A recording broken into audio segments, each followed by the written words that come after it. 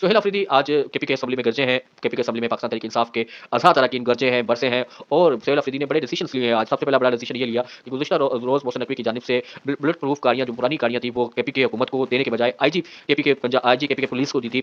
लेकिन वो सोहेल अफरीदी ने वापस करने का ऐलान किया है और केपी के पुलिस के आला ओहदेदारों को कहा है कि ये गाड़ियाँ फौरन वापस की जाए। ये पुलिस की तस्हीक है, पुरानी और खराब गाड़ियाँ केपी के पुलिस को दी गई हैं। दूसरी तरफ आज केपी के असेंबली ने एक बड़ा ऐलान किया है, बड़ा हैरानकुन ऐलान किया है। वो हैरानकुन ऐलान कुछ इस तरह है कि केपी के असेंबली में ये स्पीकर केपी के असेंबली ने ये कहा है कि आईजी पुलिस के केपी के और कोर कमांडर केपी के पेशावर इन दोनों को बुलाया जाएगा ताकि वो केपी के में अमन अमान के हवाले से अरकान असेंबली को इत्मीनान मिले। ये बड़ी खबर है और देखते हैं कि कोर कमांडर पेशावर की जानिब से इस पर क्या रद्द-ए-अमल आता है। ताकि हालांकि कोर कमांडर पेशावर के दफ्तर में डीजी आईएसपीआर की प्रेस कॉन्फ्रेंस में मौजूदा सेटअप और मौजूदा वजीर आला के खिलाफ जो मामला जो बातें डिस्कस हुई थी उसके बाद कोर कमांडर पेशावर को बुलाना बड़ा अहम है। साथ आईजी केपी के क्योंकि आईजी को तैनात वफाक करता है और एक वफाकी नुमाइंदे को और पुलिस के सरबराह को केपी के असेंबली में बुलाया जा रहा है और उनसे अमन अमान के हवाले से ब्रीफिंग ली जा रही है और बहरहाल वहां सख्त सवालात भी होंगे। क्या आईजी केपी के और कोर कमांडर पेशावर इन सवालात को का सामना करने के लिए तैयार है और वो क्या यहाँ ब्रीफिंग देने का ये हामी भरते हैं? अगर ये ब्रीफिंग होती है और वो हामी भरते हैं तो बड़ा देखना होगा कि उस ब्रीफिंग में क्या सवालात होते हैं और कोर कमांडर पेशावर की जानिब से क्या जवाब दिए जाते हैं। बड़ी बिगिनिंग हुई है, सोहेल अफरीदी ने अपनी ओपनिंग स्टैंस शुरू कर दिया है और पहले दिन ही बड़े चौके छक्के मारे हैं और सबसे बड़ा छक्का कोर कमांडर पेशावर और आईजी